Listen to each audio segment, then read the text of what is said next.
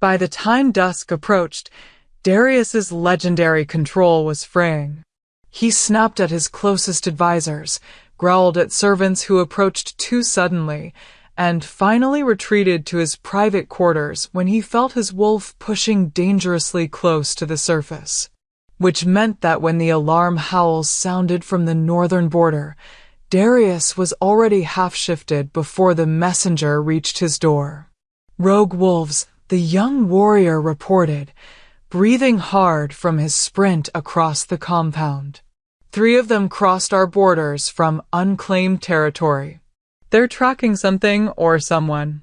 Darius didn't need to ask who. He knew with bone-deep certainty that they hunted her, Isla, drawn by the scent of a rejected mate bond that marked her as vulnerable, unclaimed, unprotected. His wolf surged forward with a possessive rage that shocked him with its intensity.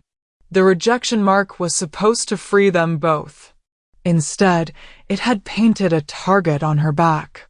"Gather a search party," he commanded, voice dropping to the alpha timbre that no pack member could disobey.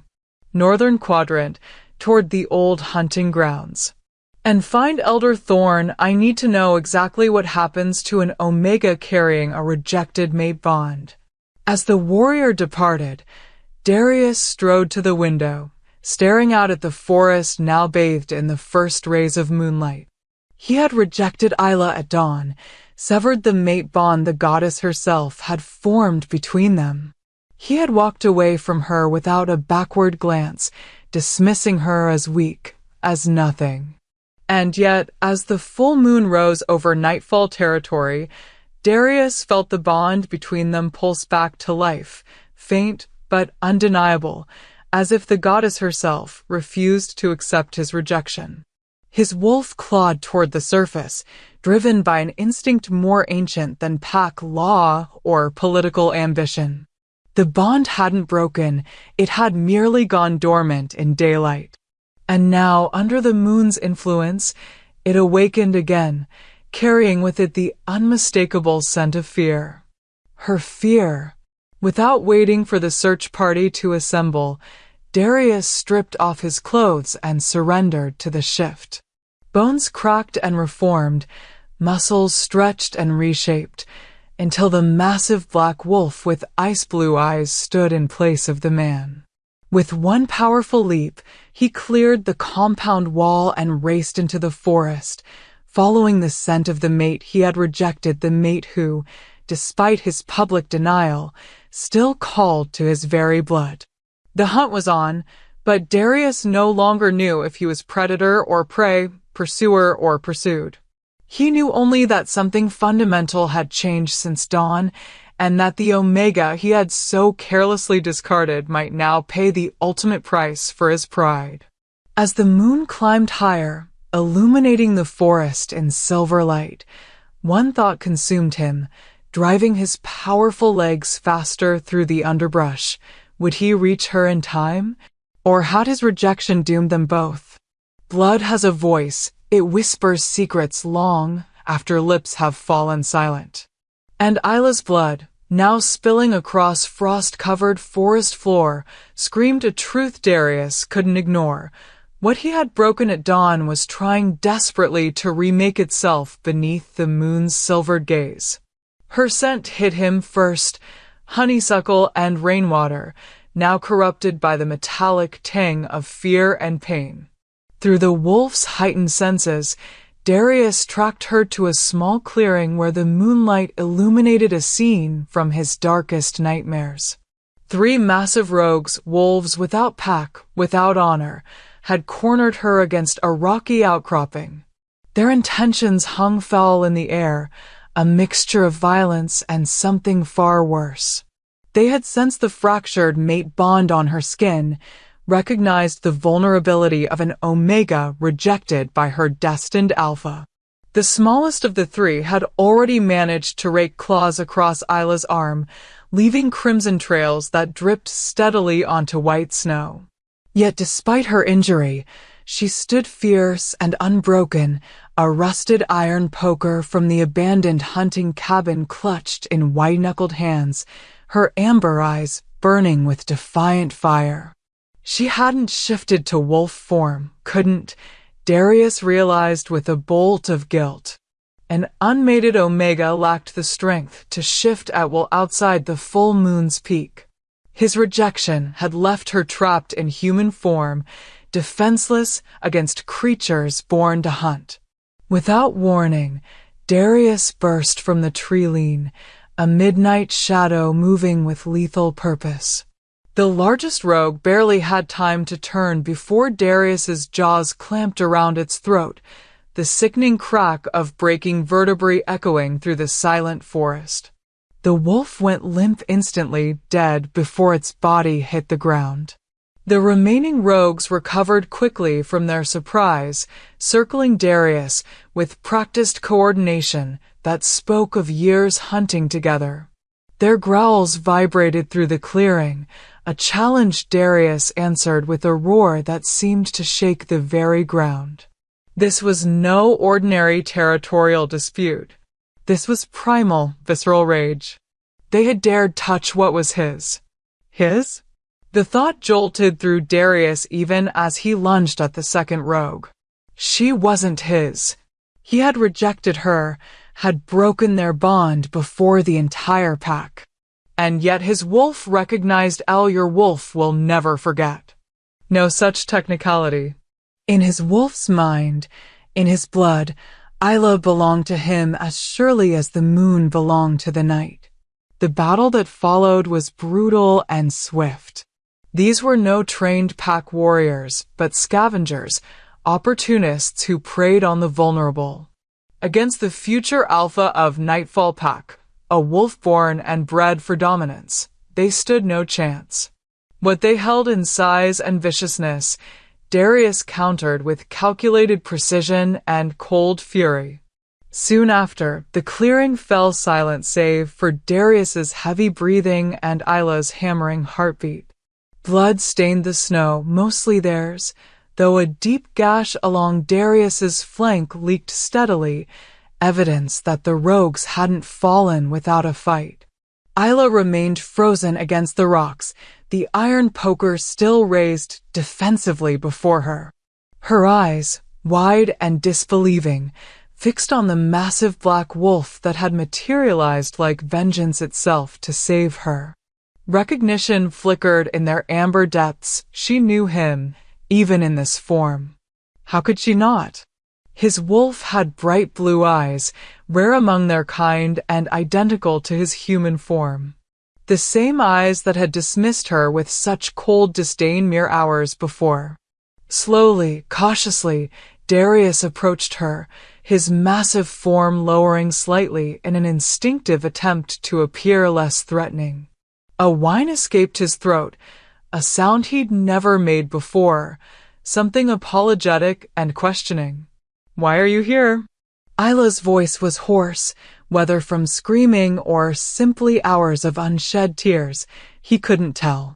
"You made your choice at the ceremony. You rejected me."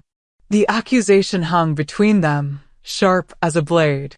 Darius felt the urge to shift back to human form, to explain himself with words rather than gestures, but caution kept him in wolf form. Rogue attacks often came in waves. More could be nearby, drawn by the scent of blood and vulnerability. Instead, he moved closer, nudging her wounded arm gently with his muzzle. The gesture clear, she needed medical attention. The cuts weren't life-threatening, but in the bitter cold of a Northern Territory's winter night, infection was a constant danger. "I'm not going back," she said, correctly interpreting his intention. Her chin lifted with surprising defiance for an Omega facing an Alpha. "I can't face them." Not after. Her voice broke, the briefest crack in her composure, before she steadied herself. "I'd rather take my chances with the rogues." A growl rumbled through Darius, involuntary and fierce. The very suggestion awakened something dangerous in him, something he hadn't known existed until this moment. His wolf surged forward, pressing against the boundaries between man and beast, demanding he claim what the moon had marked as his. With every heartbeat, the rejected bond between them seemed to strengthen rather than fade. Perhaps it was the moonlight, perhaps the adrenaline of battle, or perhaps simply proximity, but Darius felt it growing, reaching across the divide he had created, trying desperately to reforge what he had broken.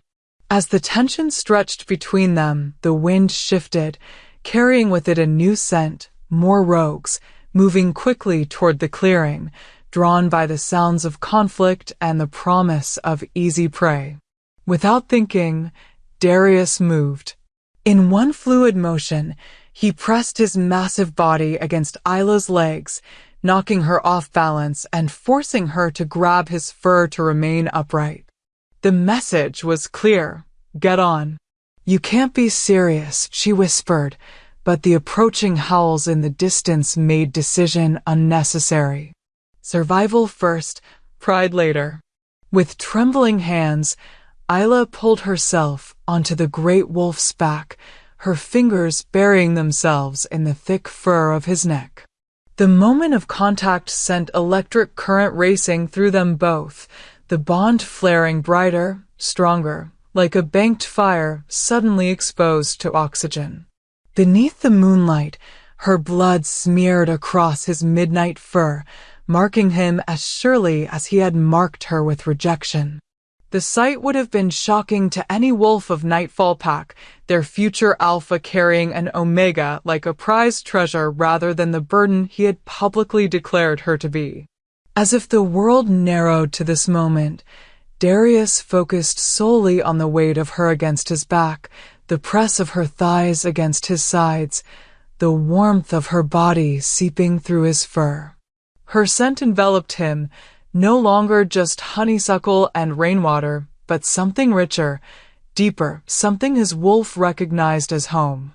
Then they were moving, Darius's powerful legs eating up the distance through moonlit forest, away from the approaching rogues, but not, Isla noted with growing apprehension, toward the Nightfall Pack compound. Instead, he carried her deeper into the territory, following game trails only the most experienced hunters would know. Eventually, they reached a small cabin nestled against a cliff face, half hidden by ancient pines. Smoke curled from its chimney, suggesting recent occupation, though it sat far from the regular patrol routes and common hunting grounds. As they approached, the door swung open to reveal Elder Thorn, her ancient face grave in the moonlight. "I've been expecting you," she said simply, stepping aside to allow them entrance. Truth be told, Isla had never directly spoken with the Elder before. Pack hierarchy kept Omegas distant from power, relegated to service roles that rarely brought them into contact with leadership. Yet the old woman's knowing eyes held no contempt, only a deep sadness tinged with something like hope. Once inside, Darius finally moved away, allowing Isla to slide from his back onto unsteady legs. Without the adrenaline of flight, her wounded arm throbbed mercilessly, and exhaustion threatened to buckle her knees. "Sit, child," Elder Thorn directed, gesturing toward a rough-hewn chair beside the hearth.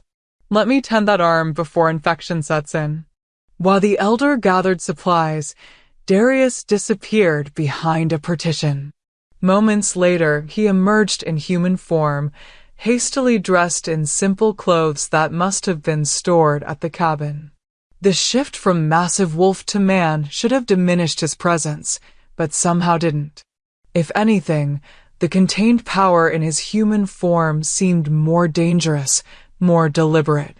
His ice blue eyes never left Isla's face as he approached, stopping just out of reach as if uncertain of his welcome. The gash along his side had transferred to his human form, a long cut that sliced across his ribs and disappeared beneath his shirt. He ignored it completely, focused entirely on her. "Why?" The single word escaped Isla's lips before she could stop it. It contained multitudes. Why did you reject me? Why did you save me? Why bring me here instead of back to the pack? Darius's jaw tightened, the muscle jumping beneath taut skin. For the first time since she'd laid eyes on the alpha heir, Isla saw uncertainty in his expression, a hairline crack in the perfect facade of control and confidence. The bond didn't break, he finally said, his deep voice roughened by the recent shift. It should have severed completely with the rejection, but instead. He gestured vaguely between them, indicating the invisible tether that seemed to pull them toward each other even now. That's because you never wanted to break it, Elder Thorn interjected, returning with bandages and a pot of pungent-smelling salve. Your mouth spoke rejection, but your blood, your wolf, never consented. As the elder worked on Isla's arm, cleaning and dressing the wounds with practiced efficiency, Darius paced the small confines of the cabin. Every few steps, his eyes returned to Isla, cataloging her injuries, her exhaustion, the tears in her once white ceremonial dress now stained with dirt and blood. The council pressured you, Isla said softly, sudden understanding dawning in her amber eyes. It wasn't a question. Darius stopped pacing, surprise evident in the slight widening of his eyes. How did you?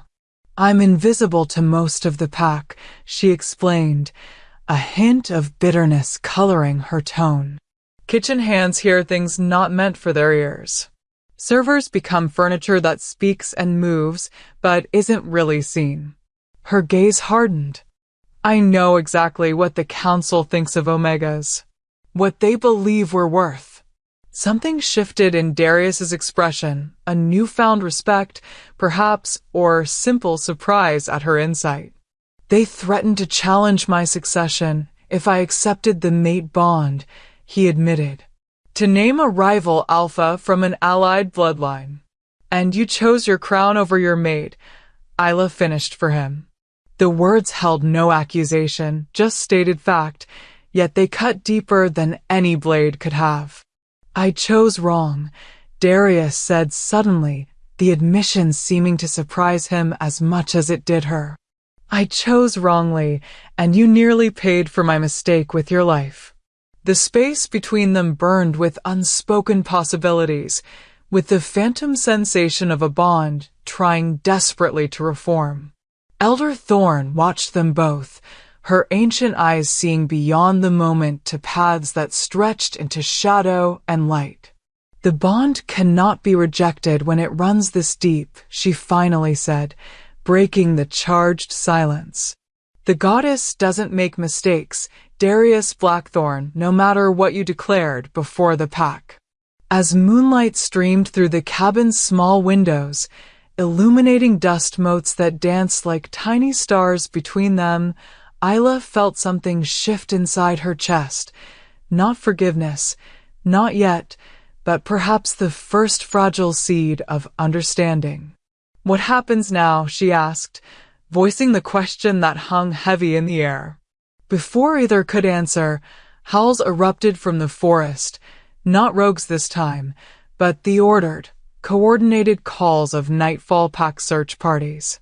They had tracked their alpha heir, had followed the blood trail through the woods, which meant the sanctuary of this hidden cabin and the truth unfolding within its walls was about to be shattered by pack politics once more. Darius's expression hardened into something fierce and resolute. Now, he said, moving to stand between Isla and the door as if physically shielding her from what approached, we decide whether to bow to the council's will or to fight for what the moon goddess herself has declared should be. As their eyes locked across the small space, the rejected bond pulsed between them, stronger with every passing moment beneath the moonlight's touch. The choice loomed before them both, duty or destiny, safety or risk, the expected path or the one yet unwritten. And in the silence before decision, as pack howls grew closer through the winter night, one certainty emerged between them. By sunrise, nothing would remain the same. Some choices burn the world down around you, and as Darius stood between Isla and the approaching search party, fire blazed in his eyes with such ferocity that Elder Thorn took an instinctive step back. The Alpha Heir had made his decision, and heaven help anyone who stood in his way. "No one touches her," he growled, the command rippling through the small cabin with undeniable authority. "No one speaks of her location. Not until I've dealt with the council." The door burst open before Elder Thorn could respond, admitting a blast of icy air and 3 elite warriors led by Cade, Darius's childhood friend and the pack's most trusted enforcer. His golden eyes widened fractionally at the tableau before him, Darius standing protectively near the rejected Omega, whose ceremonial dress now hung in bloody tatters around her slender form.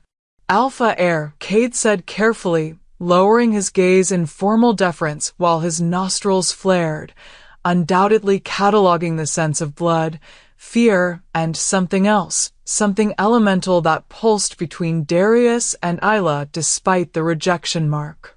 "Your father sent us. The council is in emergency session." Darius's expression hardened further. "Of course they are. Plotting how to use today's events to their advantage, no doubt." As the tension thickened, Isla watched the silent communication passing between the warriors. Despite her supposed insignificance in pack hierarchy, she recognized calculation when she saw it. These men weren't just following orders, they were weighing loyalties, measuring the shifting political landscape unfolding before them. With every heartbeat, she felt the bond between herself and Darius strengthening, knitting itself back together beneath the moonlight streaming through the cabin windows. What had been a tenuous thread at dusk now pulsed with growing vitality, transforming into something too substantial to deny. She didn't know what scared her more, the possibility of another public rejection, or the wild hope unfurling in her chest despite all rational caution. "The council has named Counselor Vane's son as your potential replacement," Cade continued, his voice deliberately neutral though his eyes conveyed deeper warning. "They're citing pack law regarding mate rejection during sacred ceremonies as grounds for succession challenge." Something primal and dangerous flashed across Darius's features. How convenient for Vane. His son becomes Alpha, and his daughter becomes Luna through arranged mating. 2 generations of planning coming to perfect fruition. Isla's breath caught as understanding dawned. The rejection hadn't just been about her status as an Omega, it had been part of a calculated political coup years in the making. She was merely the catalyst, the unexpected variable that had given ambitious council members their opening. Elder Thorn stepped forward, her ancient authority filling the room despite her diminutive stature. "The pack deserves to know the truth. That the moon goddess's choice is being subverted for political gain. Truth means nothing against power," Isla said softly, speaking for the first time since the warrior's arrival.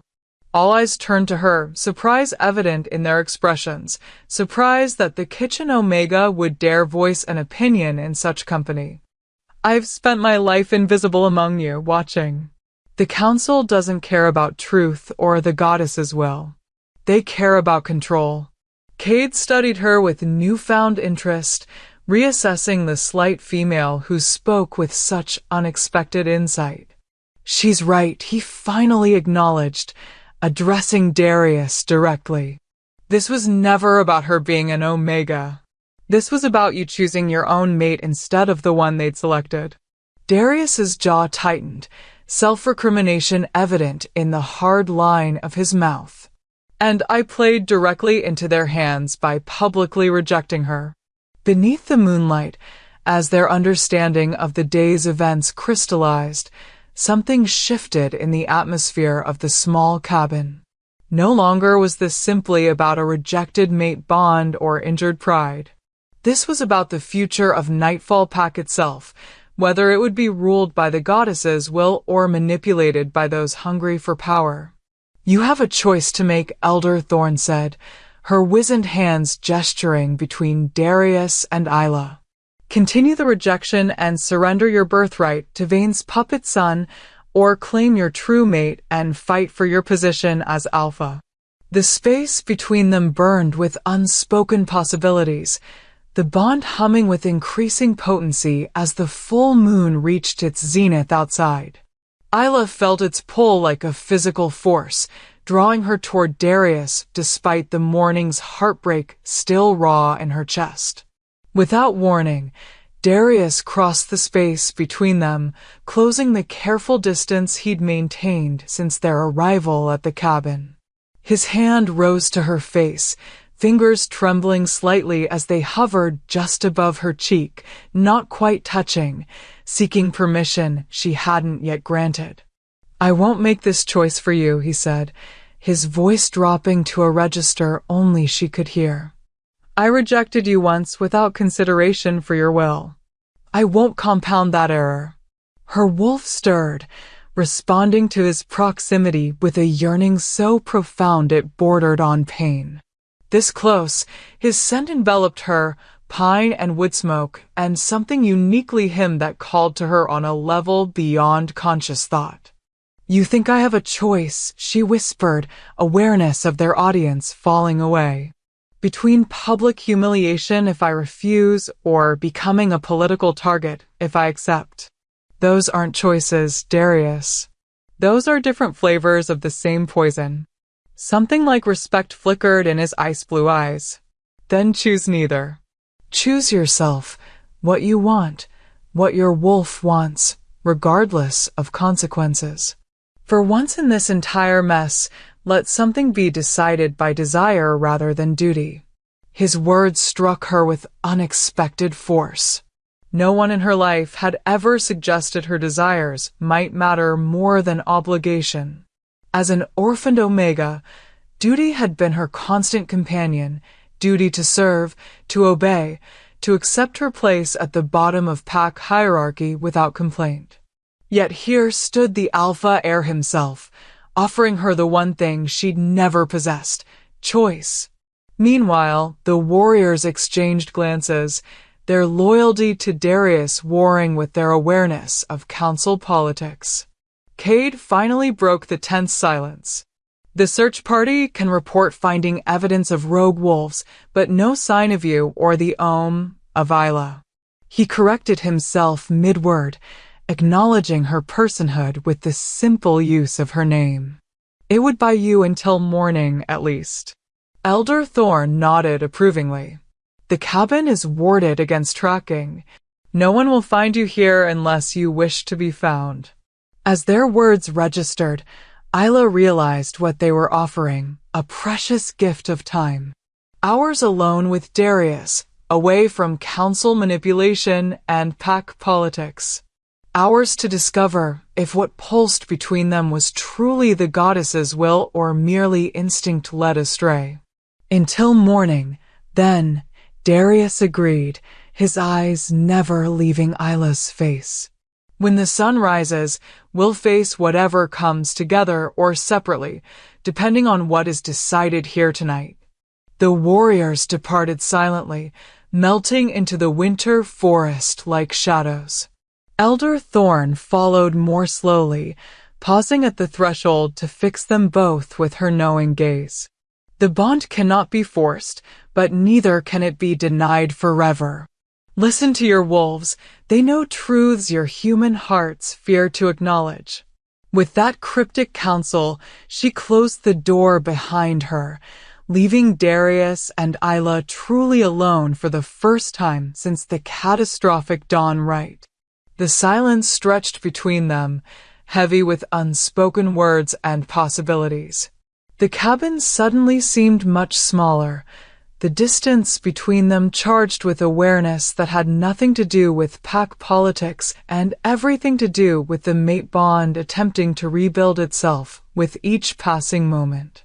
"I felt you die a little," Darius said suddenly, the unexpected confession hanging raw in the air between them. When I rejected the bond, I felt something in you break, and my wolf has been howling ever since. Isla's breath hitched, the simple admission more powerful than any elaborate apology could have been. Why tell me this now? Because you deserve truth, not calculation. His hand finally made contact, fingers barely brushing her cheek in a touch so gentle it belied the strength she knew he possessed. Because before you decide anything, you should know that my rejection hurt me as much as it hurt you. As their eyes locked in the dim cabin light, the rejected bond pulsed between them with renewed vigor, as if his confession had breathed fresh life into its wounded form. Something inevitable gathered in the air around them, drawing them together with the inexorable pull of gravity. Whether it was the goddess's will or simply their own hearts finally acknowledging what their wolves had known from the first moment, neither could have said with certainty. But as the distance between them slowly dissolved, one truth became undeniable. By sunrise, everything would change. Touch has a memory more honest than words, and as Darius's fingertips traced the delicate line of Isla's jaw, their skin remembered what their minds had tried to forget. They had been made for each other by forces older than pack law or council schemes. The cabin had grown impossibly quiet after the others departed, as if the world itself held its breath to witness what would unfold between them. Outside, the winter moon hung at its zenith, bathing the forest in silver light that streamed through frosted windows. Inside, the hearth fire cast golden shadows that danced across their faces, highlighting the vulnerability neither had allowed themselves to show until this moment. I've spent my entire life becoming what the pack needs, Darius said, his voice barely above a whisper yet filling the space between them completely. Training, fighting, learning strategy and diplomacy, all to be worthy of leading Nightfall. His fingers trembled slightly against her skin. Never once did I consider what I might need. Isla remained perfectly still beneath his touch, afraid that any movement might shatter this fragile honesty between them. Her skin burned where his fingers connected with her cheek, the mate bond humming like a plucked string at each point of contact. "And what do you need?" she asked, the question simple yet weighted with possibilities that stretched beyond the night. His eyes, those piercing blue eyes that had dismissed her so coldly at dawn, now gazed at her with an intensity that stole her breath. "I think I need you," he admitted, the confession clearly costing him. "My wolf has been howling for you since the moment I walked away."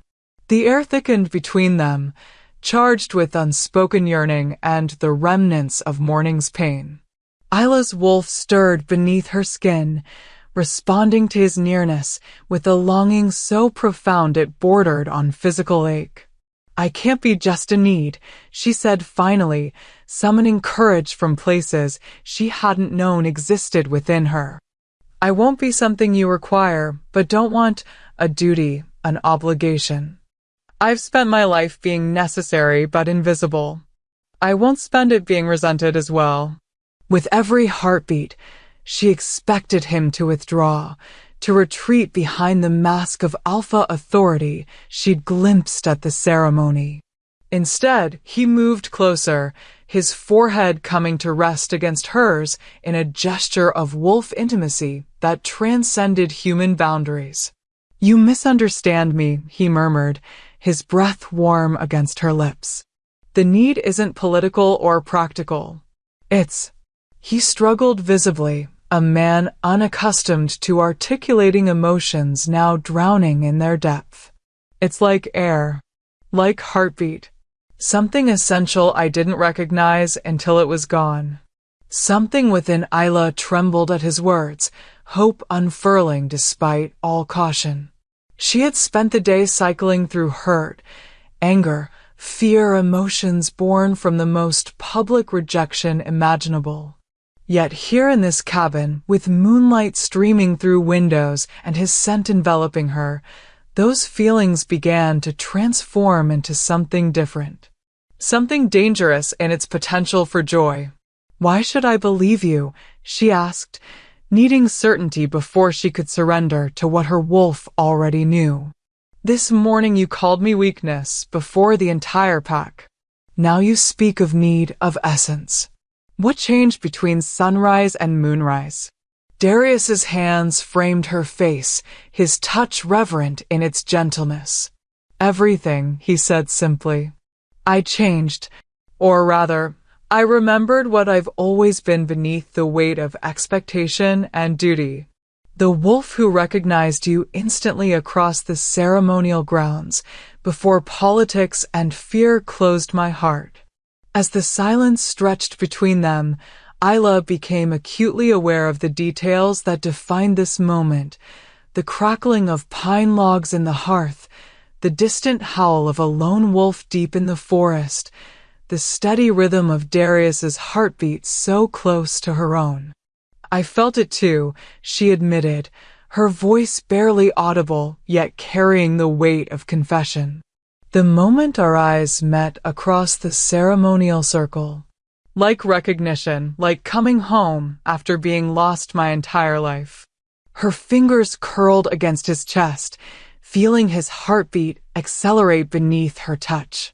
"That's why the rejection hurt so much, because for one perfect moment, I believed I might finally belong somewhere. To someone." Something shifted in Darius's expression, a softening, a breaking open of defenses long maintained. Without warning, he gathered her closer, mindful of her bandaged arm yet desperate for contact. His embrace enveloped her completely, surrounding her with his scent, his warmth, his silent promise of protection. "You belong," he whispered fiercely against her hair. "You've always belonged." The goddess knew what neither of us understood until tonight. The bond between them flared at his words, no longer a fragile thread, but a pulsing, living connection that seemed to bind their very souls. Isla felt it strengthen with each shared breath, each heartbeat that synchronized with his own. The rejection mark that had burned like acid since dawn began to fade, replaced by the warm glow of a bond rebuilding itself beneath the moon's blessing. Yet, even as their wolves rejoiced, human concerns couldn't be entirely banished. "The council won't accept this," Isla said, voicing the fear that lingered despite the growing certainty between them. "They'll challenge your position, force another rejection." "Let them try," Darius growled, the sound rumbling through his chest where her head rested. "They schemed and manipulated, using sacred ceremonies for political gain. The pack deserves to know the truth." As if summoned by his declaration, a wolf's howl pierced the night, not distant this time, but close. A warning. Moments later, a sharp knock rattled the cabin door. Darius didn't release Isla, merely turned them both to face whatever threat approached. "Enter," he commanded, one arm remaining protectively around her waist. The door swung open to reveal Cade, his golden eyes grave in the moonlight. "Counselor Vane is moving faster than we anticipated," he reported without preamble. "His son Theron has officially declared challenge to your position as Alpha Heir. They're invoking ancient law, claiming the goddess withdrew her favor when you rejected your true mate." The irony wasn't lost on any of them. The very rejection Vane had orchestrated was now being used as justification for Darius's removal. "When?" Darius demanded, his body tensing beside Isla's. "The challenge is set for sunrise," Cade replied. "They're gathering the pack now, spreading their version of events. According to them, you abandoned your duties to Chase after a rejected Omega, demonstrating instability unworthy of an Alpha." Anger flashed in Darius's eyes, his wolf rising close to the surface. They twist truth to serve ambition. Truth is what the strongest voice declares it to be, Isla said softly, echoing wisdom earned through years of silent observation from the kitchens. Unless a stronger voice challenges it. Both men looked at her, surprise evident in their expressions.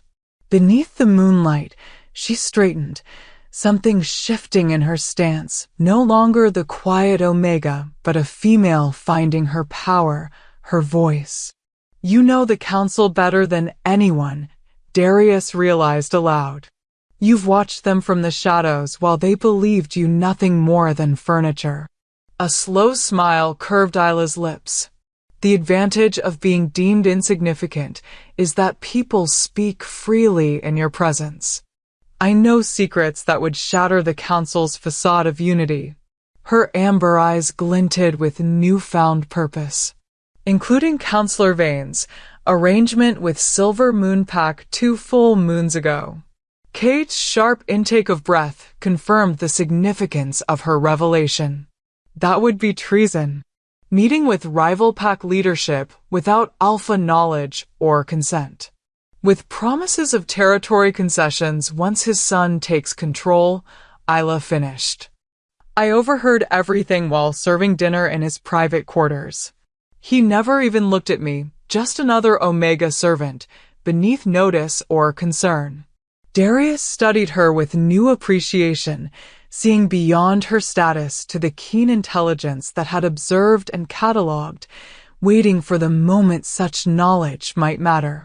You're extraordinary, he said simply, the admiration in his voice unmistakable.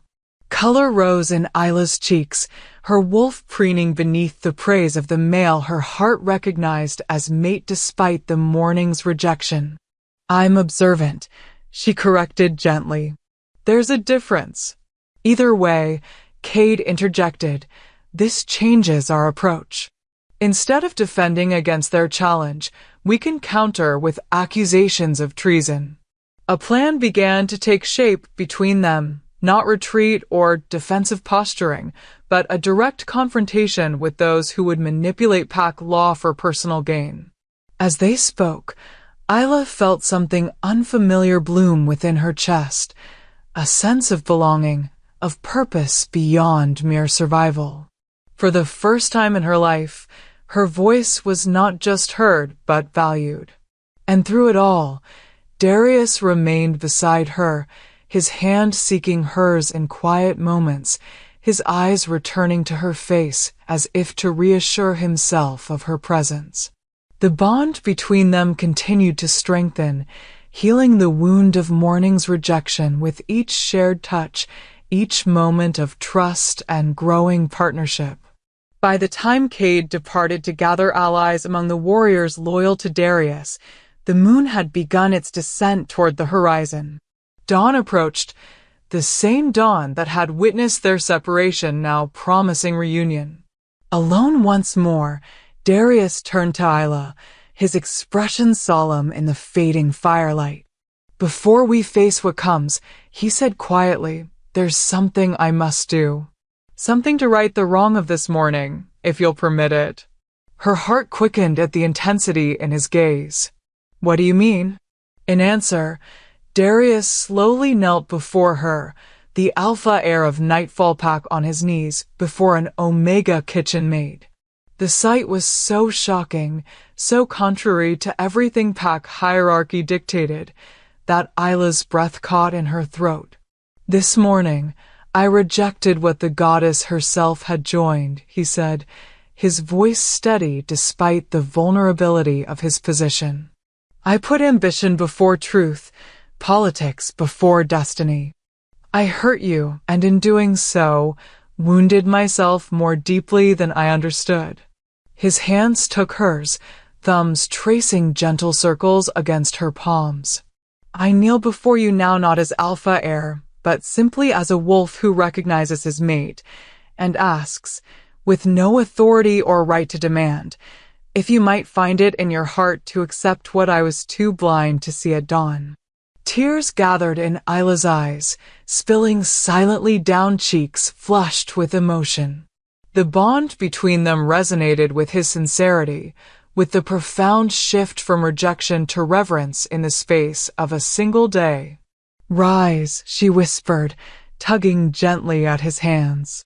"We face what comes together, or not at all, as equals, despite what the world believes possible."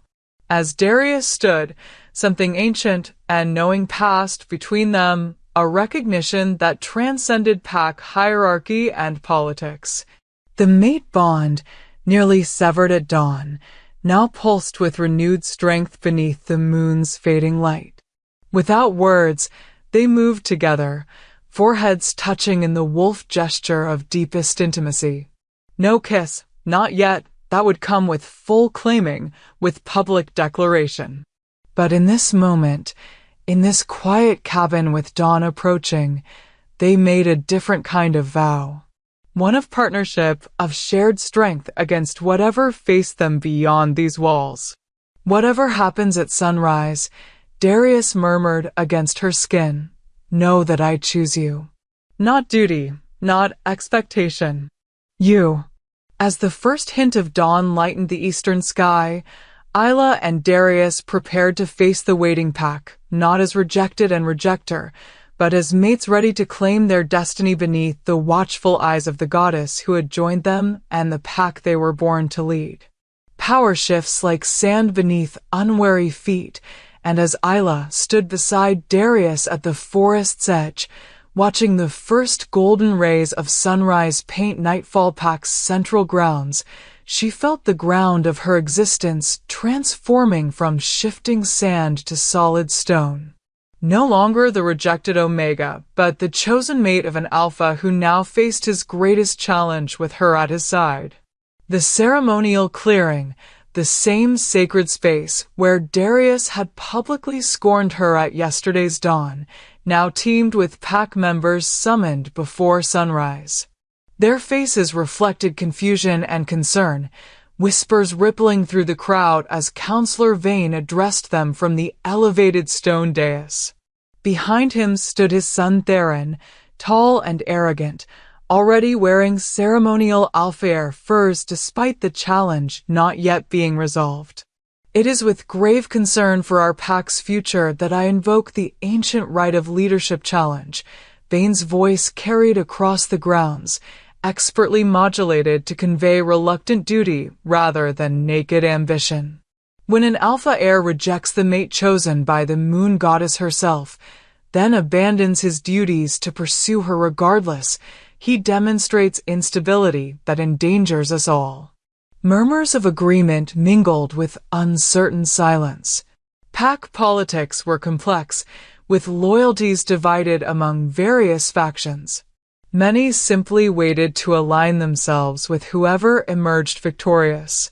Isla's fingers tightened around the small leather pouch Elder Thorn had pressed into her hands before they left the cabin. Inside lay proof of Vane's treachery, a silver moon pack emblem engraved with territory concession agreements, dropped carelessly during that secret meeting and retrieved by an overlooked kitchen hand. "Are you ready?" Darius asked quietly, his breath warm against her ear. Gone was yesterday's cold, distant Alpha heir, replaced by a wolf who looked at her with equal parts tenderness and fierce pride. "I was born ready," she replied, surprising herself with the conviction in her voice. "I just never knew it until now." The mate bond between them pulsed with renewed strength, healed during the night hours through shared truth and acceptance. Where yesterday's dawn had witnessed its severing, today's sunrise saw it woven stronger than before, threads of gold connecting their souls in ways visible only to them. With every heartbeat, Isla felt herself changing, not becoming someone new, but rather uncovering who she had always been beneath layers of imposed submission and invisibility. The quiet Omega still lived within her, but now stood alongside something else, a Luna awakening to her power. Together they stepped from the forest's edge into full view of the assembled pack. The reaction was immediate. Conversations halted midword. Heads turned. Gasps rippled through the gathering. Counselor Vane's speech faltered as he spotted them, his eyes narrowing with calculated recalibration. "Speak of the disgraced heir," he recovered smoothly, gesturing toward Darius with theatrical disappointment. Arriving late to his own challenge, bringing the rejected Omega as if to compound yesterday's offense. Rather than rushing to the dais, as protocol demanded, Darius guided Isla through the parting crowd at an unhurried pace. His hand remained at the small of her back, a public declaration of connection that contradicted yesterday's rejection. Their purposeful advance created a ripple effect, wolves stepping aside, eyes widening as they noted not just their presence together, but the unmistakable scent of a strengthening mate bond between them. An alpha who arrives precisely when he intends to is never late, Darius replied, his voice carrying effortlessly across the grounds. The simple assertion of alpha authority sent a visible shiver through the assembled pack. As they reached the ceremonial circle's edge, Alpha Marcus materialized from the crowd, his expression unreadable as he observed his son and the Omega walking as equals. His gaze lingered on their body language, their sense, the subtle ways they moved in unconscious harmony. "The challenge has been formally issued," he stated, neither supporting nor condemning, merely acknowledging pack law. "What say you, son?" Darius's shoulders straightened, his presence expanding to fill the space around him. Isla felt his power like warmth against her skin, no longer intimidating but comforting in its solidity. "I accept no challenge based on lies and manipulation," he declared, voice resonating with alpha authority that made even senior pack members lower their eyes instinctively. "Before the assembled pack, I call for the exposure of treachery that threatens not just my position but Nightfall's very survival." Counselor Vane's face tightened, the first crack in his composed facade. Desperate accusations from a failing heir. Predictable, if disappointing. "Not accusations," Isla said, her clear voice surprising everyone, including herself. An Omega speaking in formal proceedings without being addressed directly violated every hierarchy protocol. Evidence. The silence that followed was absolute. Never had the pack witnessed such audacity from an Omega, particularly one supposedly rejected by the very alpha heir she now supported. Even Darius's eyes widened slightly, though pride rather than disapproval colored his expression. "The Omega forgets her place," Vane snapped, gesturing dismissively. "Remove her from these proceedings." "Her name is Isla," Darius growled, the sound rumbling through the clearing like distant thunder. "And as my chosen mate, her place is at my side. Any who touch her answer to me." The declaration hung in the air, its significance registering across hundreds of faces simultaneously. What had been rejection at yesterday's dawn had transformed into claiming beneath the intervening moonlight. The pack's collective intake of breath was audible in the morning stillness. "Chosen mate." Theron stepped forward, confusion and anger battling across his features. "You rejected her before the entire pack. The rejection mark is healed," Elder Thorne announced, emerging from the crowd with the authority of her position. "I have witnessed it myself. The goddesses will cannot be permanently thwarted by momentary human foolishness." As if to confirm her words, Isla tilted her head slightly, revealing the smooth skin of her neck where yesterday's angry rejection mark had faded to nothing. In its place, a faint golden shimmer could be seen beneath her skin, the physical manifestation of a mate bond rebuilding itself with unusual strength. Alpha Marcus approached slowly, his experienced eyes assessing what the elder had confirmed. His nostrils flared, taking in their mingled scents, the unmistakable marker of true mates reconnecting. When he looked up, something had shifted in his expression, a respect previously absent when he regarded the kitchen Omega. The bond appears genuine, he acknowledged, addressing the pack rather than just his son. But the challenge remains. Darius rejected his mate before witnesses, then pursued her regardless. Counselor Vane claims this demonstrates instability unworthy of an alpha heir. The moment stretched taut with possibility. Isla felt Darius tense beside her, knew he prepared to defend himself against these accusations. Instead, she stepped forward, the leather pouch clutched in suddenly steady hands. Perhaps the pack should know why Counselor Vane so desperately wants Darius removed as heir, she said, her voice carrying clearly across the now silent grounds. Perhaps they should know about his meetings with Silver Moon Alpha 2 moons ago, where he promised our northern hunting territories in exchange for support once his son takes control. The accusation landed like a physical blow. Gasps and growls erupted throughout the crowd as Vane's face drained of color. Beside him, Theron took an instinctive step away, distancing himself from accusations of treason. Ridiculous claims from a desperate Omega, Vane attempted, though his voice had lost its smooth confidence. Where is your proof? With deliberate movements, Isla opened the leather pouch, extracting the Silver Moon emblem with territory markings etched into its reverse side. You dropped this after your meeting. The one where you thought only furniture witnessed your betrayal. Understanding dawned across multiple faces simultaneously, council members who suddenly recalled the quiet Omega serving meals during private meetings, warriors who had spoken freely around kitchen staff deemed too insignificant to notice. Years of invisibility had granted Isla access to the pack's most closely guarded secrets.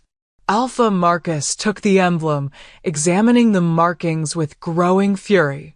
These are our sacred hunting grounds, he confirmed, voice deadly quiet. Promised to our enemies without authority or consent. Chaos erupted as accusations flew, council members scrambling to distance themselves from Vane's schemes, warriors growling threats at the exposed traitor. Through it all, Darius remained a calm center beside Isla, his hand finding hers amidst the tumult. You've saved more than my position today, he murmured for her ears alone. You've saved the pack from enemies within and without. Before she could respond, Alpha Marcus raised his hand, commanding immediate silence with the gesture. The challenge is dismissed, he declared, authority absolute in his tone. Counselor Vane will be detained pending formal trial for treason against Nightfall Pack. As warriors moved to secure the sputtering counselor and his stunned son, Marcus turned to face Darius and Isla directly. His expression softened fractionally, something like approval flickering in eyes so similar to his son's. It seems the moon goddess knew what she was doing after all, he acknowledged, gaze moving between them. Her choice of mate for my son brings not weakness, but strength our pack desperately needed. The assembled wolves watched in stunned silence as Alpha Marcus inclined his head slightly to Isla, not a full bow, but a gesture of respect unprecedented from Alpha to Omega. Nightfall Pack welcomes its future Luna, he announced formally. May your eyes continue to see what others miss, and your voice speak truths others fear. The declaration swept through the crowd like wildfire, wolves dropping to one knee in traditional acknowledgement of their future alpha pair. Where yesterday Isla had fled this very clearing in humiliation and heartbreak, today she stood in its center, acknowledged and valued in ways she'd never imagined possible. Through it all, Darius remained at her side, his presence solid and unwavering. As the formal proceedings concluded and the pack dispersed to spread news of the morning's dramatic events, he turned to her fully, taking both her hands in his. "Yesterday at dawn, I made the greatest mistake of my life," he said, voice pitched for her alone despite the lingering observers. "I chose politics over destiny, fear over faith." His thumbs traced gentle circles against her palms. "I don't deserve forgiveness or a second chance, but the goddess has granted both regardless." Isla studied his face in the fresh morning light, the proud features now softened with vulnerability, the ice-blue eyes warm with emotions he no longer attempted to hide. "Perhaps forgiveness isn't about deserving," she replied softly. "Perhaps it's about choosing to build something new from broken pieces." Around them, the ceremonial clearing emptied gradually, wolves departing with excited chatter about treachery exposed and mates reunited. Elder Thorn lingered at the edge, her ancient eyes watching with satisfied approval as prophecy fulfilled itself before her. As the sun climbed higher, bathing them in golden light so different from the cold dawn of yesterday's ceremony, Darius reached up to trace the curve of Isla's cheek, the same gentle touch that had begun their reconciliation in the cabin's firelight. The formal claiming ceremony would traditionally wait for the next full moon, he said, a question in his eyes despite the statement's formality. Isla smiled, feeling the last walls around her heart dissolve beneath his gaze. "I think we've established that our bond follows its own timeline, regardless of tradition." The laugh that escaped him, rich and unreserved, was a sound few in the pack had ever heard from their serious alpha heir. It transformed his face, revealing the wolf beneath the responsibility, the man beneath the mantle of leadership. As their foreheads touched in the wolf gesture of deepest connection, the mate bond between them pulsed with completion, no longer healing but transformed, stronger for having been broken and remade through choice rather than mere instinct or duty. Where yesterday's dawn had witnessed rejection, today's sunrise celebrated claiming. The circle completed, the wounds healed, the broken pieces reformed into something stronger than before. And as Darius finally lowered his mouth to hers in the human sealing of their bond, Isla knew with bone-deep certainty that she had found not just her mate, but her home, not in a place or position, but in the spaces between heartbeats where two souls recognized each other beyond all reason or doubt.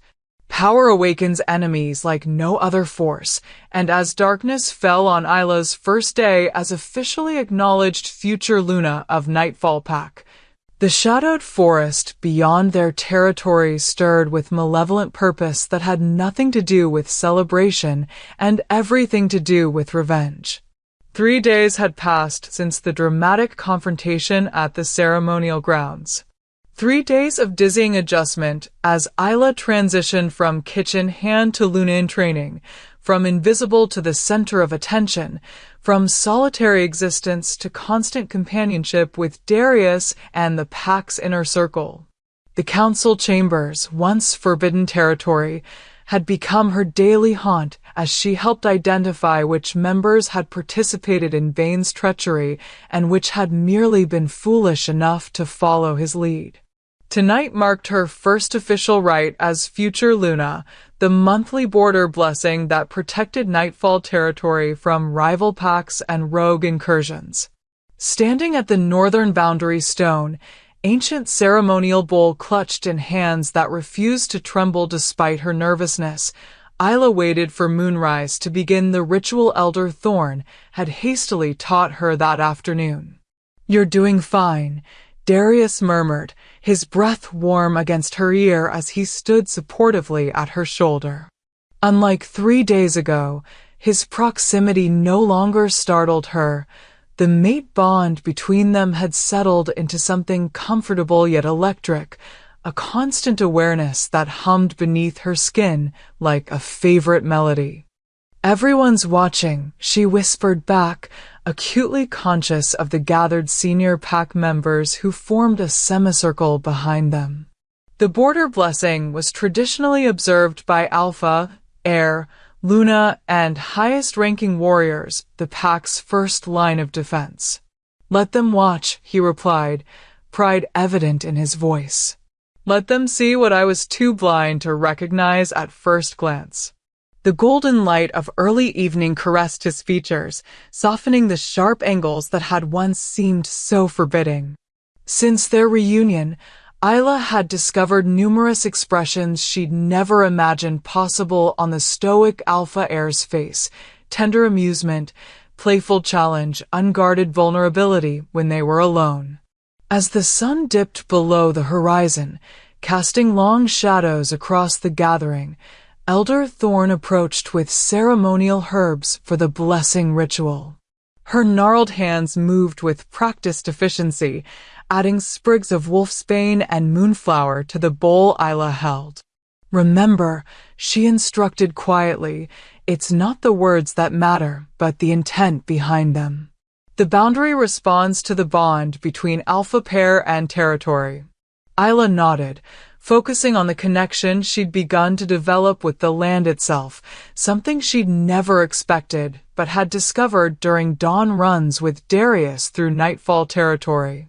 The forest seemed to respond to her presence now, birds falling silent as she passed, not from fear but from respect, ancient trees bending slightly toward her as if in greeting.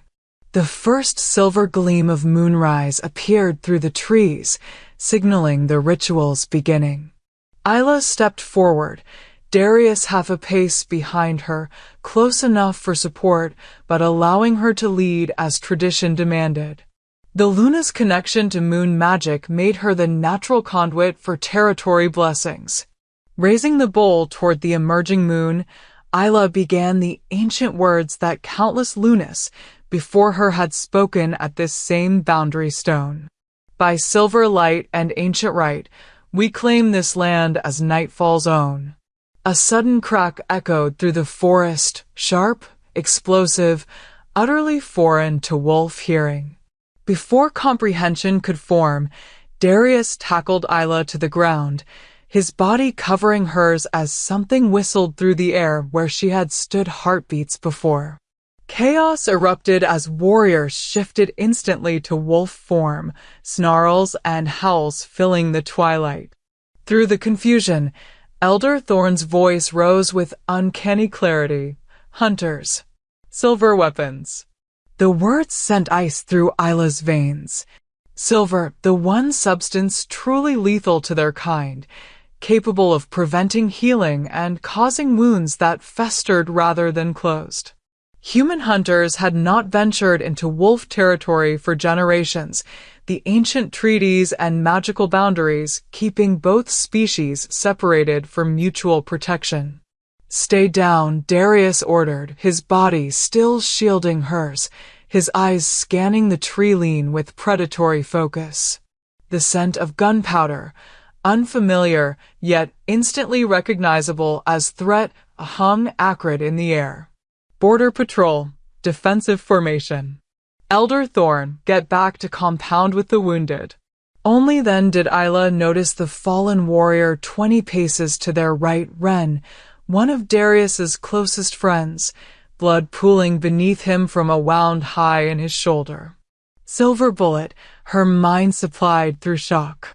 The hunters had silver bullets. As warriors leapt to obey Darius's commands, forming protective circles around the wounded and non-combatants, a voice called from the darkness beyond the boundary stones. Not the gruff shout of human hunters, but the smooth, cultured tones of a wolf. "Such an enthusiastic welcome for old friends," the voice mocked. "Is this how Nightfall Pack honors its allies nowadays?" Darius tensed above her, recognition flashing across his features before control smoothed them blank again. "Silver Moon Alpha," he growled softly, for her ears alone. "Victor." The name connected instantly in Isla's mind with the emblem she'd discovered, the treasonous agreement between Counselor Vane and neighboring Silver Moon Pack. As understanding dawned, cold dread settled in her stomach. This wasn't random hunters, this was calculated attack. From the shadows beyond the boundary stones emerged a tall figure, his silver-blonde hair catching moonlight like polished metal. Flanking him were 4 warriors carrying weapons Isla had only seen in ancient texts, modified crossbows designed to fire silver-tipped bolts with deadly accuracy. "Apologies for interrupting such a charming ceremony," Victor called, his smile visible even at this distance, all teeth, no warmth. "But it seems our arrangement with Counselor Vane has encountered complications." His cold gaze fixed on Isla with unsettling intensity. "And this must be the Omega who caused them." Fascinating. Darius shifted partially off Isla, keeping one protective arm across her while rising to a half-crouch, ready to attack or defend instantly.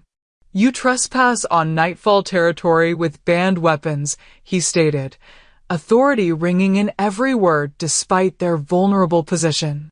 "Explanation before execution is a courtesy you don't deserve." In the aftermath, Isla turned to find the entire pack contingent staring at her with expressions ranging from shock to awe. Even Darius looked at her differently, not with surprise at her courage, which he had already witnessed, but with something deeper, more profound. "The boundary responded to you," Elder Thorn said, wonder evident in her ancient voice. "Not to the ritual or the herbs or even to the Alpha Heir's presence, but to you specifically." Darius's arm slipped around Isla's waist, steadying her as reaction began to set in, her limbs suddenly trembling with the aftermath of adrenaline. "What does it mean?" he asked the elder, though his eyes never left Isla's face. The old woman approached slowly, her gaze assessing Isla with new understanding. "It means the territory recognizes her as more than lunaby mating." Her weathered hand reached out, hovering just above Isla's heart. "There is old magic in this one, magic we thought lost to our kind generations ago." Confusion and disbelief battled across several faces in the gathering, but Isla felt only a strange sense of rightness, as if puzzle pieces long scattered had finally clicked into place. The connection she'd felt with the land, the way the forest seemed to respond to her presence, it hadn't been imagination or coincidence. Lunaborn, Elder Thorn named her softly. Not just chosen as mate to an alpha, but born with the goddess's blessing to protect and nurture the pack lands themselves. The revelation hung in the air between them, its significance rippling outward like stones dropped in still water.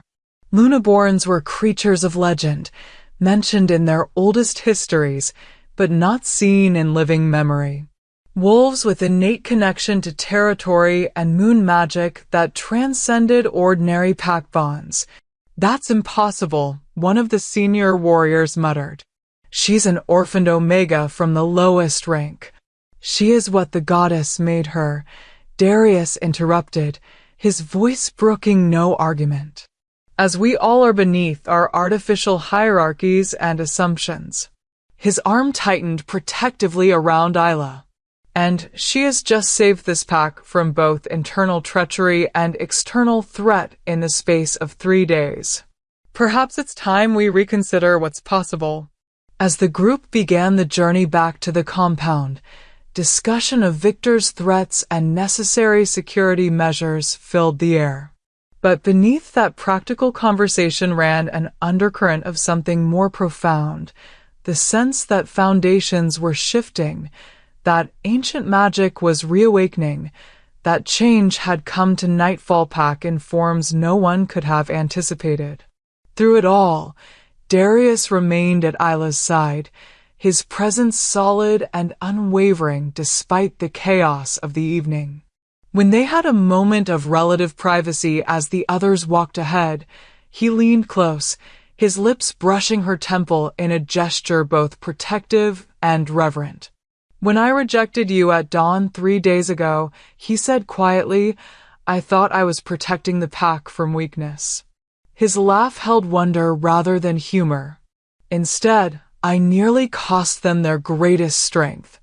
Isla leaned into his touch, still processing everything that had happened: the attack, the confrontation, the boundary's response to her presence. "I don't understand all of this yet," she admitted. "Lunaborn, territory magic, it doesn't feel real." "But it is real," he countered gently. "I felt it the moment the boundary stones responded to you. The connection goes deeper than anything I've witnessed before." His hand found hers, fingers intertwining with reassuring pressure. "We'll figure it out together, just as we'll handle Victor and whatever threats come next." As they walked the final distance to the compound, the moon rose fully above the forest canopy, bathing them in silver light that seemed to follow Isla's movements with particular intensity. Where 3 days ago she had fled through these same woods in heartbreak and humiliation, tonight she walked with purpose and growing confidence, her mate beside her and ancient magic stirring within her. The path ahead held uncertainty and danger, Victor's threats, council restructuring, her own unexplored abilities, but one truth remained unshakable beneath the complications. The bond between them, rejected at dawn and reclaimed beneath moonlight, now formed the foundation upon which all else would be built. And as they passed beneath the compound gates, returning to the pack that now looked to them both for leadership, Isla allowed herself a moment of pure gratitude for the journey that had brought her here, from invisible to essential, from rejected to cherished, from lost to profoundly found. Magic has a price that blood alone can pay, and as Isla collapsed to her knees in the sacred underground chamber beneath Nightfall's oldest oak, silver light pouring from her fingertips into the territory's central heartstone, she understood what the ancient texts had meant. The awakening of her Lunaborn powers wasn't a gift, but a covenant, one that demanded sacrifice before salvation. "Stay with me," Darius urged, his arms encircling her from behind as her body trembled with the effort of channeling power she'd never been trained to control. His voice, normally commanding, held an edge of desperation that would have shocked the pack had anyone else been present to witness it. "Focus on my heartbeat. Use our bond as anchor." 2 weeks had passed since Victor's attack at the Boundary Stones. 2 weeks of escalating hostilities as Silver Moon Pack tested Nightfall's borders with increasing aggression. Hunting parties ambushed, patrol wolves injured, human allies of Victor spotted with silver weapons at territory edges, each incident ratcheting tension higher until war seemed inevitable. Which had brought them here, to the most guarded secret of Nightfall Pack, the Heartstone Chamber, where the territory's first alpha pair had established magical foundations that sustained their boundaries for generations. A place known only to current alpha, Heir, and Lunar, its existence erased from official records to protect its power from enemies who would exploit it. "I can feel them," Isla gasped, her consciousness stretching beyond physical boundaries to touch every corner of Nightfall territory. Through the Heartstone's ancient magic, she sensed pack members moving about their daily tasks, wolf patrols tracking along borders, prey animals slipping through underbrush, and something else. Something wrong. Northern Quadrant. "They're coming through." Darius's arms tightened around her, both supporting and drawing strength from their connection. Through their mate bond, he could feel echoes of what she experienced, not the full sensory overload of territory-wide awareness, but enough to understand the strain it placed on her still-developing abilities. "How many?" he asked, forcing calm into his voice though his wolf clawed beneath the surface, desperate to hunt, to protect. 12 warriors, she managed, sweat beading on her forehead as she struggled to maintain connection with the Heartstone while communicating what she saw. They've found a weakness in the boundary ward, where the river crosses territory lines. Between one heartbeat and the next, Isla felt rather than saw their intentions, not just border provocation this time, but targeted strike. They're heading for the nursery dens, she whispered, horror bleeding through her voice. Victor means to take the pups hostage. A growl ripped from Darius's throat, primal and deadly. Even in human form, the sound carried promise of violence that would have sent lesser wolves cowering. I need to organize defense, he said, already calculating response time, warrior deployment, evacuation routes. Can you hold the connection? We need to know if more follow. What he was really asking, can you bear this burden alone? The weight of an entire territory's magical awareness flooding through an untrained mind that had only discovered its abilities 2 weeks prior. Isla nodded once, sharply, though fear tightened her chest. She had spent years believing herself weak, her Omega status a predetermined limitation rather than one role among many. Discovering her Lunaborn heritage had shattered those assumptions but left uncertainty in their wake. Could she truly be what the pack suddenly needed her to be? Darius hesitated visibly, torn between duty to the larger pack and instinct to remain with his mate. His thumb traced her cheekbone in a gesture of tenderness few would have believed possible from the once cold Alpha Heir. I'll send Elder Thorn to you. Don't push beyond your limits. The Heartstone will take whatever you offer, including your life force if you let it. With that warning, he pressed his forehead briefly against hers, the wolf gesture of deepest connection, before reluctantly releasing her and heading for the chamber's hidden entrance. Isla felt his departure like physical pain, their bond stretching thin with distance. But she had no time for longing. Lives depended on her maintaining connection with the Heartstone, tracking Victor's warriors, identifying any secondary attack forces. Steadying her breathing, Isla pressed her palms more firmly against the ancient stone embedded in the chamber floor, allowing its crystalline surface to draw her consciousness outward once more. The sensation defied description, simultaneously flying above the territory with eagle's perspective and burrowing beneath it like burrowing mole. She could taste the river water where it crossed their borders, feel sunlight warming meadow grasses, sense the vibration of paws against earth as Victor's wolves moved with predatory stealth toward the vulnerable nursery dens where the pack's youngest members lived with their caretakers. Through this overwhelming sensory cascade, Isla struggled to maintain herself, to remember the girl who had once been invisible, who had survived rejection and discovery and transformation in the space of mere weeks. Deep down, she knew the truth. She wasn't ready for this. The Lunaborn abilities awakening within her required years of training to master, according to the ancient texts Elder Thorn had unearthed.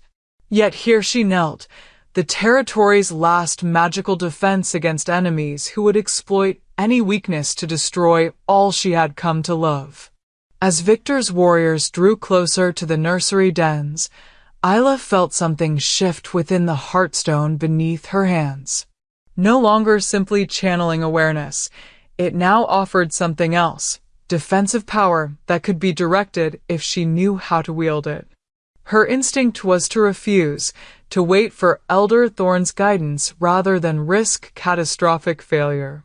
But the images flooding her mind allowed no hesitation, pups playing innocently outside the dens, unaware of approaching danger, caretakers chatting nearby, equally oblivious, Victor's wolves closing the final distance. Silver daggers clutched in human hands to subdue without killing, perfect hostages to force Nightfall's surrender. Without conscious decision, Isla reached for the power the Heartstone offered. It surged through her like liquid fire, burning along pathways in her body she hadn't known existed. Ancient knowledge suddenly filled her mind, not learned but remembered, as if her very blood carried memories of Lunaborns who had defended this territory before her. The boundary wards responded to her call, flaring to visibility along the northern quadrant. Not just passive markers, but active defense, magic that had slumbered for generations now awakening under desperate need and the touch of one born to command it. Through the Heartstone's connection, Isla directed the boundary magic toward Victor's infiltrators. Not to kill, she recoiled from that final step despite their threatening intent, but to contain, to repel. The wards responded with eager precision, silvery tendrils of power erupting from boundary stones to entangle the trespassers in luminescent nets that contracted around their struggling forms. The backlash hit her like physical blow. Using magic she barely understood, directing power never meant for untrained hands, the cost extracted itself from her own life force as the Heartstone greedily consumed the energy difference between her command and her capability. Isla felt herself fading, consciousness dimming as the Heartstone drew more than she could safely give. The chamber around her blurred, stone walls melting into darkness that promised release from pain, from responsibility, from the overwhelming burden of abilities she'd never asked for or imagined.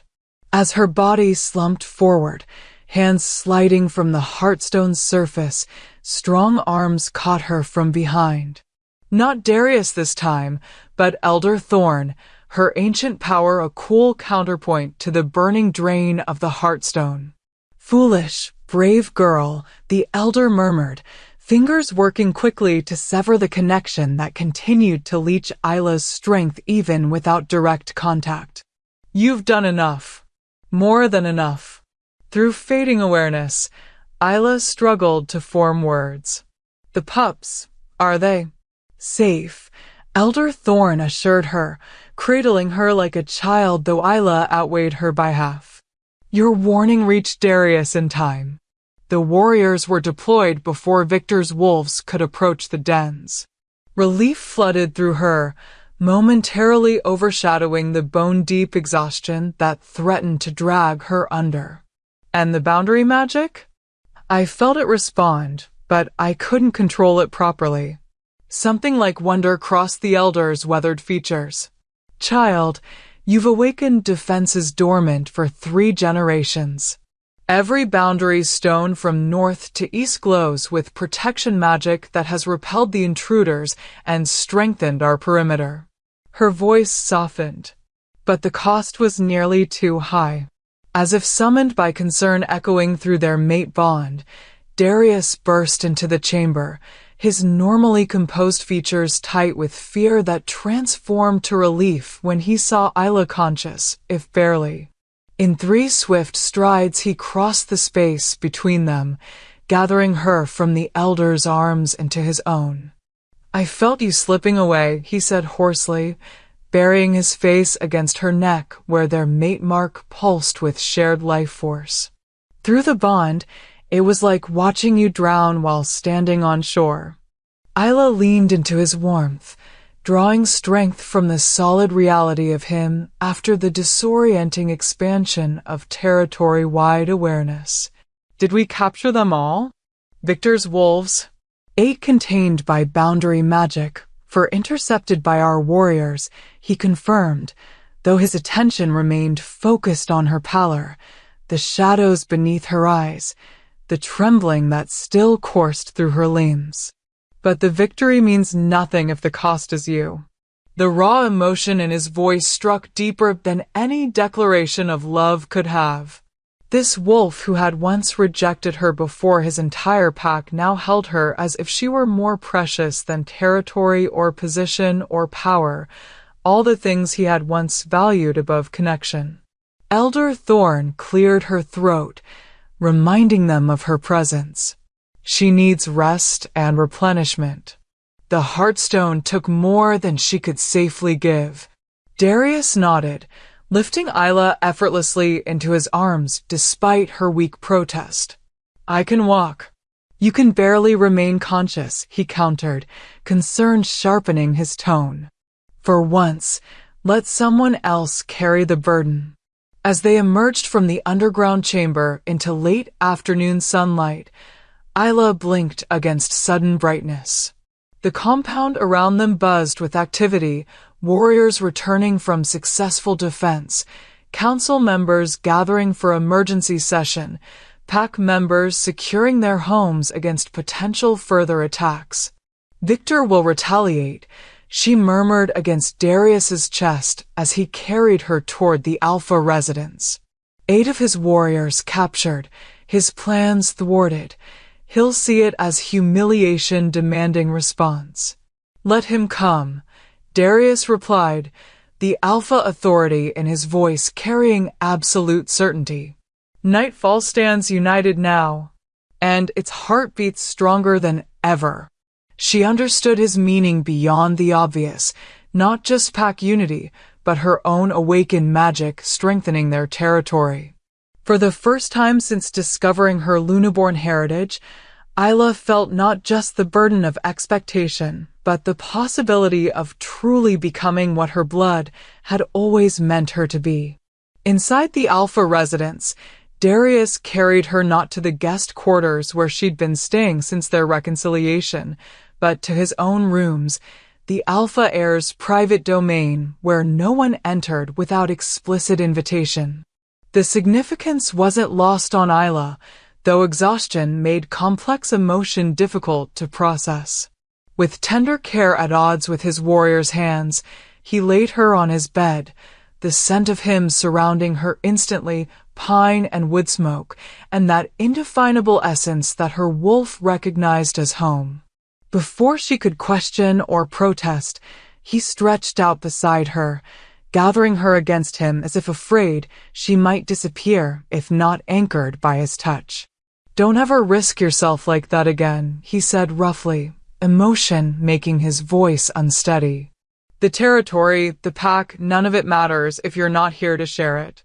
Isla tucked her head beneath his chin, fitting herself against him with the perfect alignment their wolves had recognized from the first moment across the ceremonial grounds. You would have done the same to protect the pack, she reminded him gently. How could I do less? His arms tightened around her, the powerful body that could tear enemies apart now cradling her with exquisite restraint. Before you, duty was simple, he admitted. Pack above all else, personal desires secondary. But now, his fingers traced delicate patterns along her spine, soothing them both. Now I understand what my father meant about balanced priorities. The conversation with Alpha Marcus from weeks ago, her first day as acknowledged future Luna, surfaced in Isla's memory. The older Alpha had taken his son aside while Isla met with Elder Thorn, and though she hadn't heard their exchange, Darius had emerged from it visibly affected. What did he tell you? She asked, curiosity momentarily overriding exhaustion. Darius was silent for a long moment, his heartbeat steady beneath her ear. That the greatest alphas aren't those who sacrifice everything for the pack, but those who recognize that loving one wolf completely makes you better able to lead all wolves justly. His voice dropped lower, vulnerable in a way few ever witnessed. He said his deepest regret was letting council politics separate him from my mother in their early years, creating wounds that never fully healed despite their mate bond. The confession hung in the air between them, heavy with implication. Darius had nearly made the same mistake, had nearly sacrificed his true mate for political expediency. That he now held her with such fierce protectiveness, such open need, marked transformation more profound than any rank or title could signify. We're learning together, Isla murmured, her eyelids growing heavy as the day's magic use demanded recovery sleep. How to balance duty with desire, pack needs with personal ones. As consciousness began to fade, she felt Darius press a kiss to her forehead, his lips lingering against her skin as if drawing strength from the simple contact. Through their bond, emotion flowed unhindered, fear for what she had risked, pride in what she had accomplished, gratitude that fate had given them second chance, and beneath it all, the steady current of devotion neither had spoken aloud, but both felt with increasing certainty. "Rest," he whispered against her hair. "I'll be here when you wake." The promise carried weight beyond the immediate moment, a vow that stretched forward through whatever challenges awaited. Victor's threat, her developing abilities, the pack's evolution under their joint leadership, all would be faced together, two halves of a whole that had nearly remained severed by pride and politics. As sleep claimed her, Isla's last conscious thought was simple wonder that the goddess's plan had been so much vaster than either of them had imagined at that fateful dawn rite. From rejected Omega to Lunar-born guardian, from cold alpha heir to devoted mate, the transformation ran deeper than mere ranks or titles. And as the sun began its descent toward horizon, the mate bond between them pulsed with shared strength, healing her depleted reserves even in sleep. What had been broken at dawn and reclaimed under moonlight now sustained them both, a connection that would see them through whatever storms gathered on their shared horizon. Scars tell stories skin cannot forget, and as Darius traced the silvery mark curving from Isla's collarbone to shoulder, his fingers trembled with the knowledge that this permanent reminder of Victor's silver dagger had nearly stolen everything that mattered from his world. 3 moons had passed since the final confrontation between Nightfall and Silver Moonpacks. 3 moons since Victor had breached their defenses in desperate final assault, targeting not territory or resources, but Isla herself. Recognizing that Nightfall's greatest strength now lived in the once rejected Omega who commanded boundary magic with growing skill. 3 moons since Darius had nearly lost her to calculated vengeance meant to destroy not just her life, but his reason for living. Tonight marked the first full claiming moon since their victory, the traditional time when alpha pairs renewed their bonds before the pack and the goddess. Isla stood before the mirror in their shared chambers, fingers nervously adjusting the ceremonial dress that draped her slender form in silver blue silk, the exact shade of moonlight on snow. The garment left her right shoulder and collarbone exposed, displaying rather than concealing the dramatic scar that Victor's silver-infused weapon had left behind. "It should have healed completely," she murmured, self-consciousness evident in the slight hunch of her shoulders. "Lunar-born or not, I still heal like any wolf." Darius moved behind her, his reflection appearing in the mirror as he wrapped his arms around her waist. "Silver wounds never heal without marking," he reminded her gently. "And this one?" His voice caught, the memory still raw despite the passage of time. "This one nearly took you from me." The confrontation played in his mind with nightmarish clarity, Victor breaching their territory boundaries during Darius's absence, targeting Isla while she worked with Elder Thorn on controlling her developing abilities. The silver dagger meant for her heart striking her shoulder instead as she twisted away, the poison spreading with unnatural speed through her system until she collapsed, their mate bond stretched to breaking as her life force ebbed. If not for the Lunar-born magic in her blood, if not for their mate bond channeling his strength into her failing body, if not for Elder Thorn's ancient healing knowledge, any missing piece would have resulted in loss beyond bearing. "I wear it proudly," Isla said, covering his hand with hers where it rested against her waist. "It's proof we survived." that nightfall prevailed. A small smile curved her lips as she met his gaze in the mirror. That what was broken at dawn became unbreakable beneath the moonlight. The words echoed between them, simple truth that encompassed their entire journey, from public rejection to unshakable partnership, from political calculation to love that transcended pack hierarchy and tradition.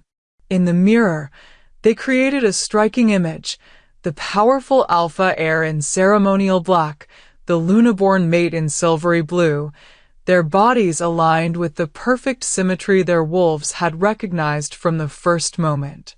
"The pack is gathering," Darius said reluctantly, though his arms tightened briefly around her before releasing her. "Alpha Marcus will begin the ceremony at moonrise."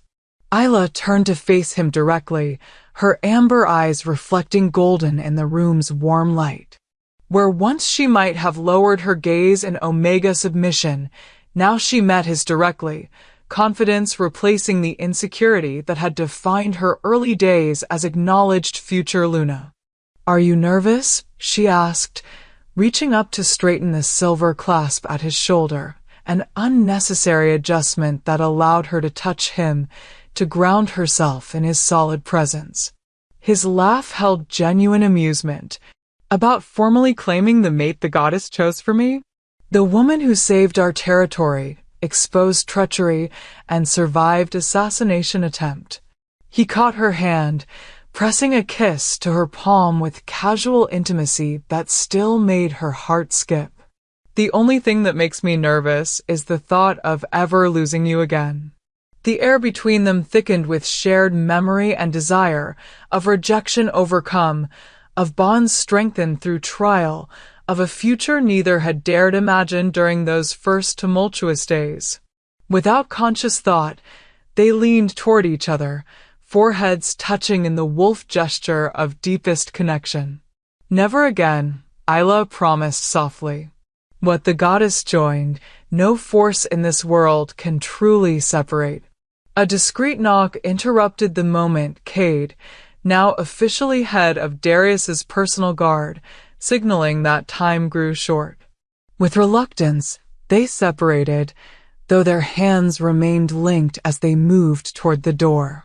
The compound beyond buzzed with excitement and preparation. Unlike the dawn rite where Isla had first been rejected, this claiming moon ceremony would be celebration rather than political maneuvering. Silver Moon Pack had retreated to lick its wounds after Victor's defeat and subsequent leadership challenge from within his own ranks. The council had been restructured with wolves loyal to Nightfall's future rather than personal ambition. And most significantly, Isla had grown into her role with grace that transformed initial pack skepticism into genuine respect. As they made their way toward the ceremonial grounds, pack members bowed or nodded respectfully, not just to Darius as future alpha, but to Isla as Lunar-born mate whose magic now visibly strengthened their territory's boundaries. The silver-blue glow that had once manifested only in moments of crisis now remained as subtle luminescence around boundary stones and key defensive positions, a constant reminder of protection rather than ephemeral response. Elder Thorn awaited them at the edge of the ceremonial circle, her ancient eyes bright with satisfaction at witnessing what her guidance had helped nurture. "The goddess smiles on Nightfall tonight," she greeted them, gesturing skyward where the full moon hung like polished silver against deepening twilight. "And on her chosen pair." The ceremonial grounds had been transformed from the austere setting of the dawn rite to celebration worthy of Pack's most sacred occasion. Luminescent stones lined pathways, flowering vines twined around ancient columns, and at the circle's center stood Alpha Marcus, impressive in formal regalia that would soon pass to his son. The assembled pack parted before Isla and Darius as they approached, creating path strewn with moonflower petals that released sweet fragrance with each step. Unlike the strained silence of that first ceremony, tonight the air hummed with genuine joy, with pack members who had witnessed their journey from rejection to reunion, from separate paths to unified strength. At the circle's center, Alpha Marcus raised his hands for silence, his commanding presence instantly focusing all attention. Under the claiming moon, we gather to witness what the goddess has ordained, and trial has proven unbreakable. His voice carried across the grounds without effort. The formal union of Alpha Heir and Lunaborn mate, bound not just by ceremony but by choice renewed through fire.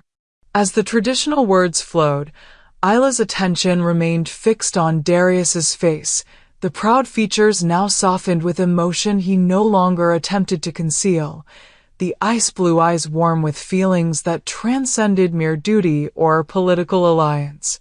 How far they had traveled from that first morning when those same eyes had dismissed her with cold calculation. Before the assembled pack, Alpha Marcus continued, "Darius Blackthorn, heir to Nightfall leadership, do you claim this woman as mate, as partner in all things, as heart to your heart under moon and sun alike?" Darius's gaze never left Isla's face as he answered, his voice steady and certain. "I claim her not as possession, but as equal, not as duty, but as choice, not as political alliance, but as the other half of my soul." The formal response altered to reflect truth rather than tradition. "What was broken by pride, I humbly seek to heal through devotion until my final breath." Murmurs of approval rippled through the gathering at the personalized vow. Alpha Marcus turned to Isla, the question repeated with subtle difference acknowledging her unique status. "And you, Isla, Lunaborn of Nightfall Pack, do you accept this man as mate, as partner in all things, as heart to your heart under moon and sun alike?" Time seemed suspended as Isla considered how to answer, how to encapsulate journey from rejected Omega to Luna standing in her power, from invisibility to partnership that had transformed not just her life, but the pack itself. When she spoke, her voice carried with newfound clarity that reached even the farthest observers. "I accept him not as superior, but as counterpart, not as protector alone, but as protected equally, not as rank or title, but as the wolf who chose love over expectation when it mattered most." Her fingers tightened around his, strength matching strength. "What was wounded by rejection, I freely heal through acceptance until the stars themselves grow dim." Something shimmered in the air between them as her words concluded, not just metaphorical connection, but visible manifestation of Lunaborn magic, responding to emotional truth. Silver blue light spiraled around their joined hands, reminiscent of boundary magic, yet distinctly different in its gentle luminescence.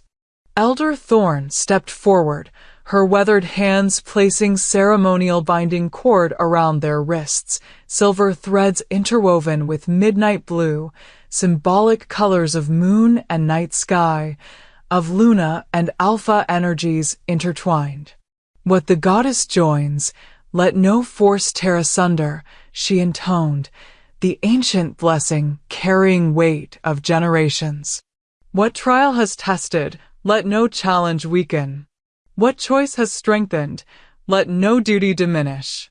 As the binding cord settled against their skin, Isla felt warmth spreading from the point of contact, not just physical sensation, but deeper connection as their mate bond responded to formal recognition, strengthening further what had already become unbreakable through shared trial and choice renewed.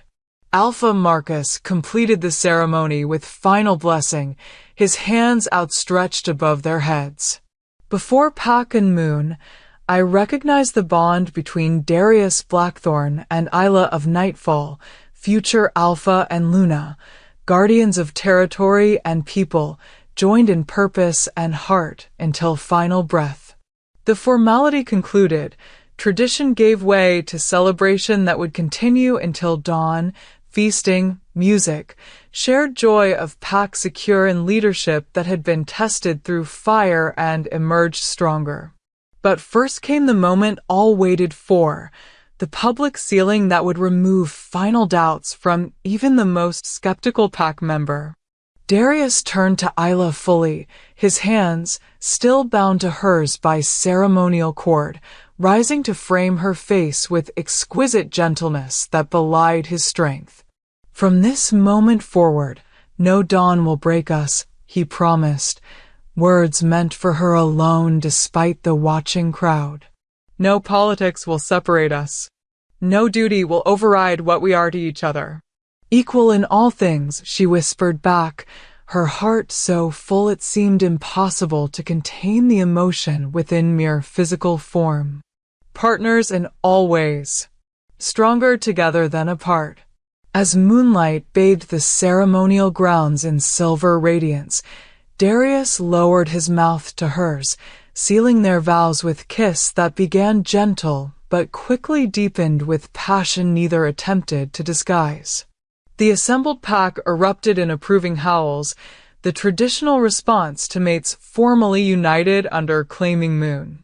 But Isla heard nothing beyond the thundering of her own heart, felt nothing beyond Darius's arms encircling her, tasted nothing but the sweetness of promises kept and future assured. The mate bond between them pulsed with completion, no longer healing but transformed, stronger for having been broken and remade through choice rather than mere instinct. When they finally separated, foreheads remaining connected in continued intimacy, Darius's smile held wonder tinged with mischief rarely glimpsed by others. "I believe tradition now calls for us to open the celebration dance," he murmured.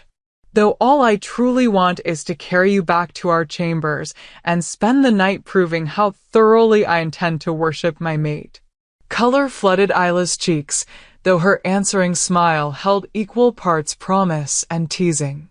"Patience, future alpha," she replied, her fingers tracing the strong line of his jaw. "The night is long, and some traditions are worth honoring before creating new ones behind closed doors."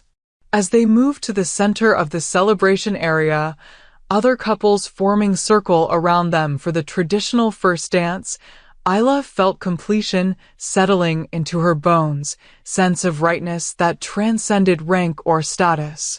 From invisible kitchen hand to acknowledged Lunar-born mate, from rejected Omega to essential partner, her journey had transformed not just her life, but the very foundation of pack hierarchy. Under the full moon's blessing, as Darius led her through steps both ancient and new, their bodies moving in perfect harmony that mirrored their souls' connection, Isla finally understood the goddess's plan in its entirety. The rejection at dawn had never been their ending, but merely the first painful step toward creating bonds stronger than tradition alone could forge, one tested through fire, strengthened through choice, and ultimately unbreakable. What had been shattered at dawn had been reclaimed under moonlight. And as the claiming moon rose to its zenith above the celebration, its silver light seemed to follow Isla's movements with particular intensity, blessing not just the formal union, but the journey that had brought them to this perfect moment of belonging, acceptance, and love that transcended all boundaries.